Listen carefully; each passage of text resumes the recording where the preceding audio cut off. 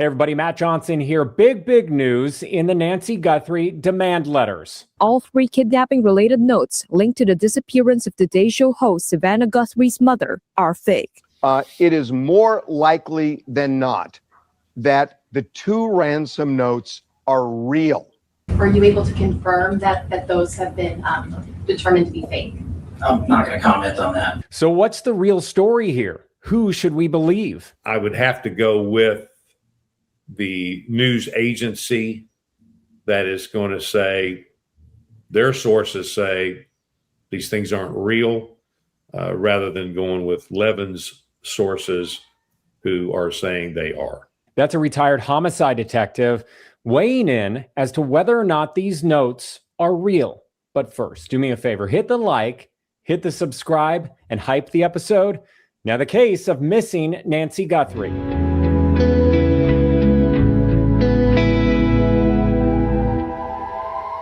Here to help break it all down, we have Fil Waters, retired homicide detective, decades of experience. Thank you for being back on the show. So I'm going to play the clips when we're talking about, Reuters saying that their sources within the FBI say that the latest notes are fake. And then you have TMZ saying their sources are saying that the notes could still be real.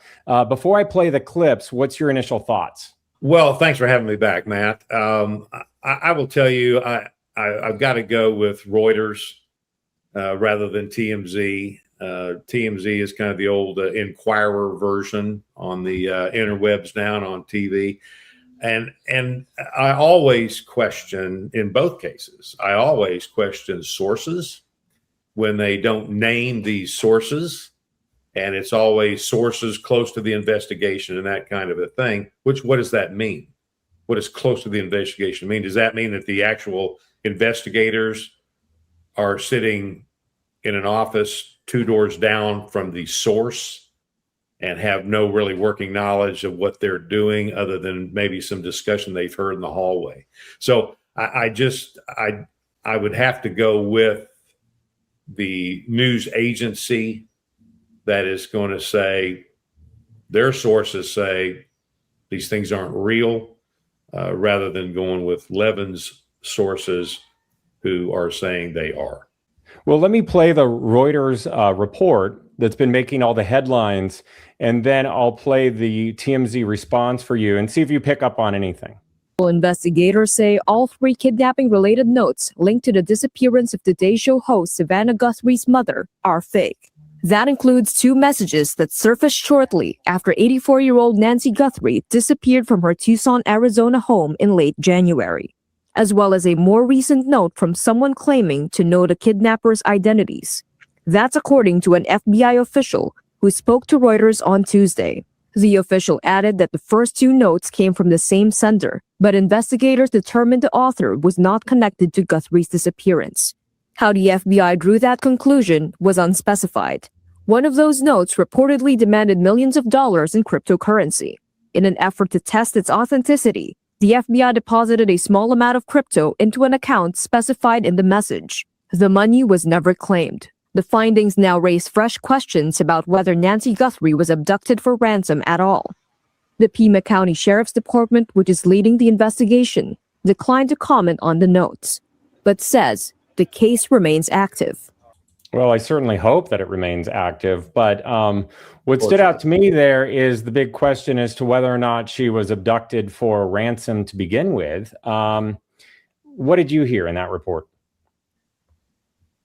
Well, the one thing that caught my ear was the reference to an FBI official. It wasn't just some generic source. They're naming an FBI official. Now, having said that, let's name the FBI official. Again, these anonymous comments from an FBI official or a source inside the FBI, close to the investigation, blah, blah, blah. So that to me would give more credibility to the information if they say they are receiving from this FBI official. And so that's what I pick up on first. I mean, in terms of the general, I think they made a comment there at the end that they didn't say, the FBI, this official did not say why they believe these notes are false and that they're two different individuals they believe sending them. So I kind of picked up on that, but I got to go with what they're saying from the Reuters side of this thing. So this has been making headlines, as you know, after the Reuters reporting through their sourcing, but then you have TMZ jumping back into it, and they said that they did a follow-up, and here's what Harvey Levin posted just a few hours ago. We decided that we would pursue this and see if in fact this is real, that they've discounted it. It's not what we had heard, but it was possible. So we made calls. So I am going to tell you that I spoke with two people in the FBI, one of whom is involved in the investigation, one of whom is an official. And the official in the FBI who asked I don't use this person's name said this: it is more likely than not that the two ransom notes are real. Further in that conversation, this person said, they are more legitimate than not. That's a quote. Now, they haven't determined it is for sure real, but they definitely have not determined it is for sure fake. And as for the demand letters that we've been getting, where somebody is asking for 1 Bitcoin, they say it is less likely that those letters are real, but they have not discounted that either. Well, if he's talking about the first two and these FBI people are saying they were real, so words have meaning. So how are they using the term real? Real in the sense that, yes, they were sent. Yes, the demands were real. Or were they real in the sense that they actually had Ms. Guthrie and that makes them real? So I just think it's a very nebulous, it's a very general term, this real thing, because I don't think, I mean, in terms of the demands, if we're talking about those first two letters, first two emails, in terms of the demands, they were very real. Of course they were. So that makes those demands credible.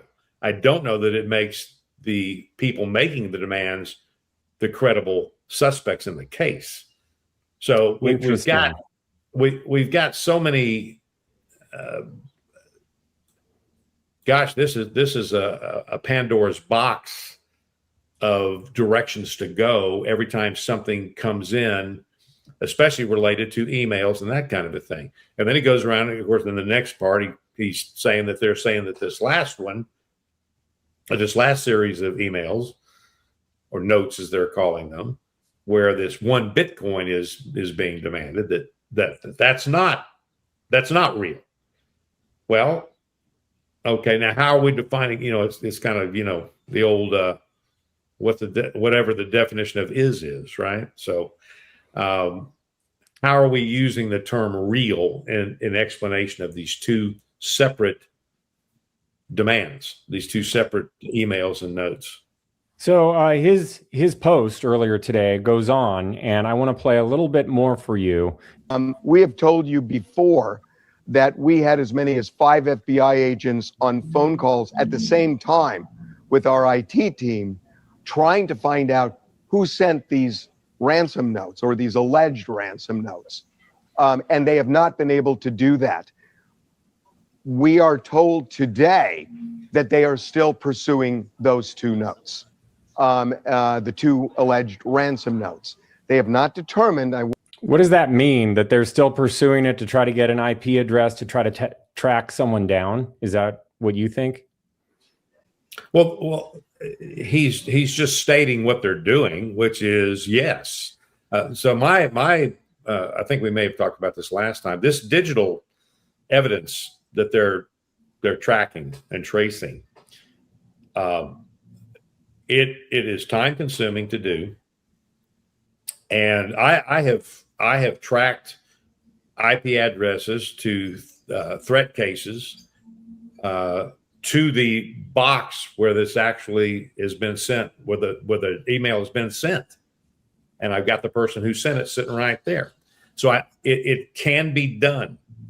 The problem is, and I'm surprised now that if he's talking to 5 IT people, I'm sure of course they want to talk to him because he's the one that got the emails.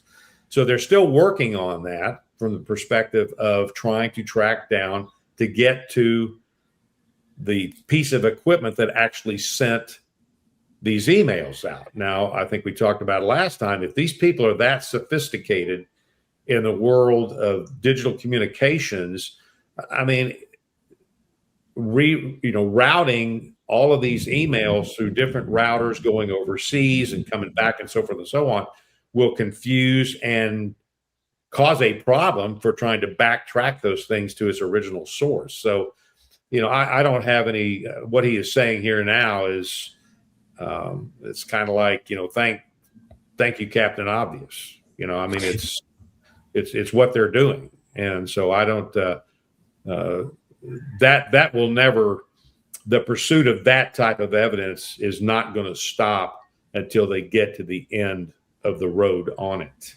And we talked about this last time too. We're also hearing from, other commentators that were former FBI or former law enforcement, your former law enforcement. And, some people are predicting that there's an arrest soon. I think Maureen O'Connell mentioned that. I think they're getting close to the Porch guy. And when they get the Porch guy, the floodgates shall swing open. What's your level of confidence on that? 75%. She's former FBI. Do you think that there is an arrest pending? Let me say something real quick here about Maureen O'Connell. On our last discussion, we talked about what she was saying, her predictions, so forth and so on. And I made the comment that in her short time with the FBI, I want to correct myself because I was mistaken about Maureen. I got her confused with Nicole Parker, who is an FBI, and she had spent about 10 years with the FBI and is commenting on these cases. Maureen, on the other hand, has got 25 years of experience with the FBI. I'm assuming she retired from the FBI. She's got a lot of experience with the evidence recovery team and the criminal side of investigations with the FBI. So my correction on that, and thank you for Maureen's service for 25 years with the FBI, and have a lot of respect for that. So want to correct that for the record. In terms of the question, that's obviously an opinion type question. I don't know that an arrest is imminent. I think when it happens, it will be, all time will stop, right? So when it happens, it will happen. I'm just not one to predict a time frame. So I think they're working hard. They're working hard on it. They're following every lead, and they're still getting leads. And those all have to be tracked down, even if they take you down rabbit holes. It's just as important to eliminate certain aspects of an investigation as it is to forward them. So again, I'm not going to get in the prediction business. How is it that we can have so many different sources within FBI and be hearing so many different things from people within the FBI? And I'm going to play for you the rest of what Harvey Levin had to say about that. But as someone that has been a part of so many investigations and within a large agency, if you could just tell me what you think about that after we hear this last part. Now, the official I talked to said, look, this is a big organization. And there are multiple agents on this case. And if you talk to all of them, their opinions are going to vary. And so it depends on who you talk to. And that seems real enough that not everybody would agree. But the official position of the FBI is they have not discounted these two ransom notes. First off, why do we have so many people within the FBI, being sources for outlets and other people? And then why would there be such a difference in what those people within the FBI are saying? Well, I'll tell you, Matt, this will be the first time you ever hear me agree with what Harvey Levin just said. Which part? Well, talking about you call sources, there are so many agents working on this thing. Depending on who you call, you're going to get a different opinion about the investigation. That's correct. And so, and that, I am, and it sounds like the commentary that has been, I mean, I would do the same thing. If I've got these reporters calling and so forth and so on, I would give them a very generic response, and they're going to take it and they're going to spin it however they spin it. So, and sometimes you do that. There's a purpose behind that, because because you are using the media for your advantage. And if that's what's going on here, where you've got these different, if he's talking to different agents, which wouldn't surprise me if he is, but like any investigation, especially one of this magnitude, you're going to have differences of opinion within the investigative body, because you're going to be sitting, I guarantee you, I would imagine, if not every week, certainly every month, the agents and the detectives that have this case, they sit down and they say, what do we have at this point? What new has come in? What have we been able to show as maybe credible, and we've been able to discredit something else? So this is very fluid. There's a lot of moving parts. And what is troublesome is that when somebody like Levin jumps up and starts wanting to use several different sources who have provided him different opinions about the investigation, and then he wants to lump it all into some big stew, some big oleo that he can now get on there and do what he's doing. And this is all about, again, on his part of it, is it's promoting clicks, trying to get clicks on this stuff, trying to keep him involved in this investigation, and people are listening to him and so forth and so on. Some people believe what he's doing is right, and some people believe what he's doing is wrong. So I understand the dynamic here of all these different aspects of an investigation that's as high profile as this one. Well, he's one of the only ones that I've seen so far disputing the reporting in Reuters. And then within the past 48 hours or so, we have heard from the sheriff, Nanos, speaking about the notes. And here's what he said. And remember, they're supposed to be working closely with the FBI. So I want to play a clip that aired also on Fox News, but this is a radio show that he was on. The FBI is partners with us in this investigation, and there are parts of this investigation that our team looks at and handles, maybe the DNA. There's parts that the FBI is dealing with. One of those is all the ransom notes. And we speak of two that were most recent. Those are until this morning, those two were that someone believes may or may not have some legitimacy to them, and the FBI is working that. It is ongoing. And I think the FBI has done a number of arrests for false or fake ransom notes. It's a shame that happens, but I think we're looking at another one of those today with what's been reported, but we'll let the FBI do their work. So he was mainly going on and saying that the latest note that TMZ said that they received, the latest one. He was saying that it looks like that one is fake. So that goes in line with this Reuters reporting that the first couple were fake, along with this recent one, adding up to 3. So, what do you think? Well, I think the sheriff, that was I would agree with him. I mean, that's what's happening. And that doesn't mean that the FBI is working over here in a vacuum and the sheriff's office is working over here in a vacuum. I will guarantee you there are going to be agents and detectives that are collaborating in this investigation.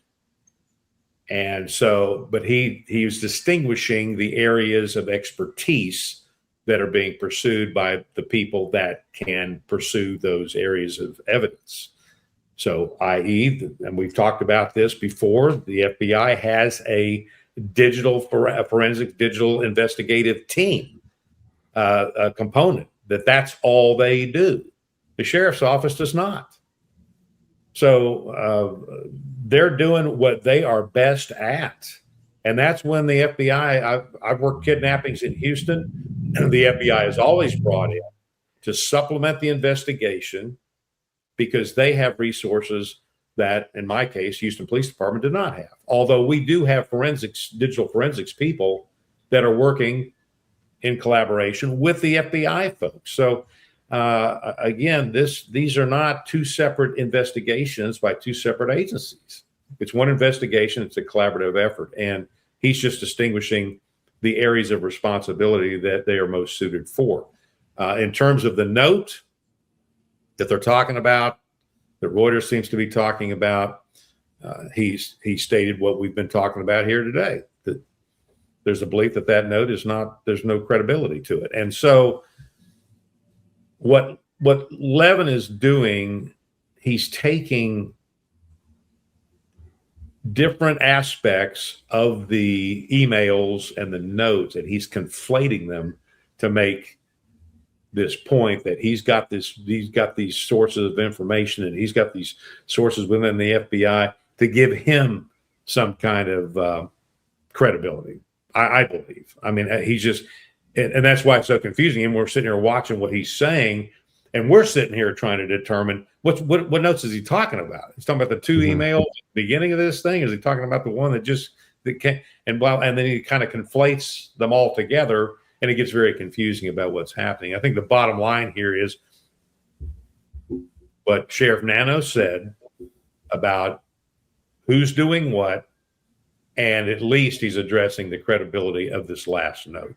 There's now a working theory that maybe the notes were fake and planted. And that's what Nancy Grace brought up on Fox. And I want to get your opinion as someone that's been in this line of work, if that would ever be a scenario with the FBI or with an agency. But let me play it first. What if the FBI agrees with Nanos that this recent round of missives to TMZ are all fake? What if they are all fake? What if they were using that as some type of a ploy, some type of a scam to smoke out the real We don't know that.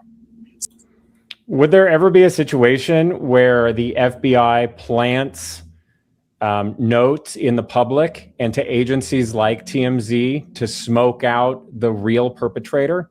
And how would that even work? Like, what is that scenario? Like, I'm going to place a ransom note, demand money, and then the real guys are going to get a note out there and they're going to demand money too because they don't want to miss out on the money. Like, what does that even look like? I can't imagine. I mean, I guess, anything's possible, but I don't think that it's probable, especially in this investigation and the high profile nature of it.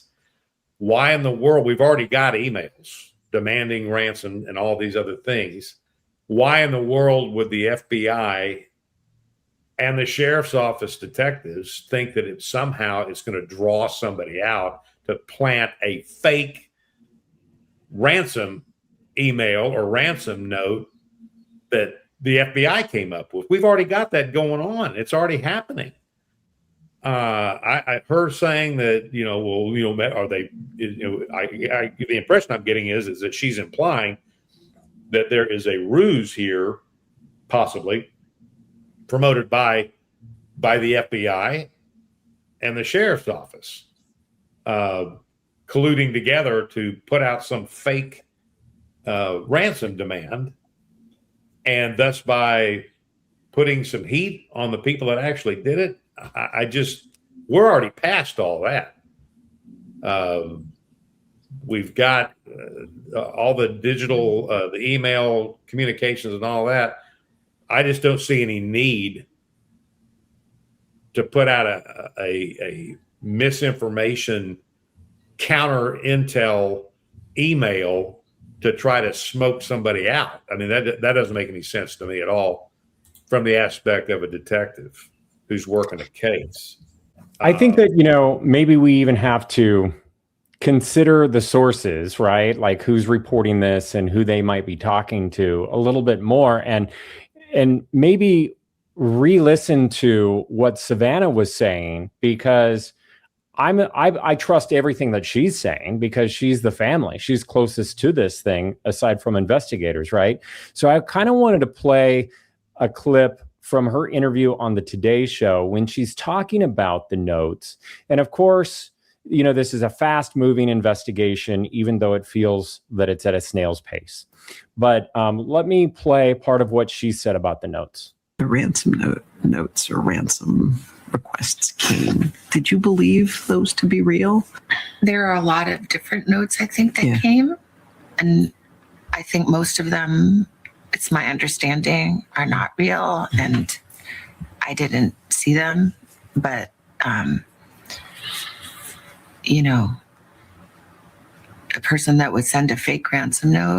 Before we talk about the person that would send a fake ransom note, so she's acknowledging there early on that there's a ton of notes that have come forward and most of them are not real, but she says that she believes some of them to be credible. Would she be getting that information from the FBI? Would they be allowing her to look at the notes? Maybe. I'm trying to get in the heads of the detectives. They may have shown her the notes. There may have been something in the notes that they may ask her, does this sound familiar? Does this reference sound familiar to you in any way? To an individual. Now, again, words are important and have meaning. She says she believes. Mm-hmm. Now, whatever she's been shown and the context in which it's been shown, it's her belief that a couple of these notes may be real. And I'm not going to speculate on whether or not the FBI implied that or suggested that or anything else. In the overall discussion of things with all the notes, the comment may have been, of all these notes, are there any of them that appear to be, that might be credible in some way? And they may have offered an opinion. Really great analysis there. And, and speaking of the wording, I forgot about that. We really have to listen to the wording of what Savannah says. And she is someone that is not only a broadcaster and speaks with intention, but she's also a lawyer and she worked at Court TV. So I wanted to remind the audience of that. Let me play a little bit more of what she has to say, because then it kind of talks about the type of person that would send a fake note intentionally. See them, but,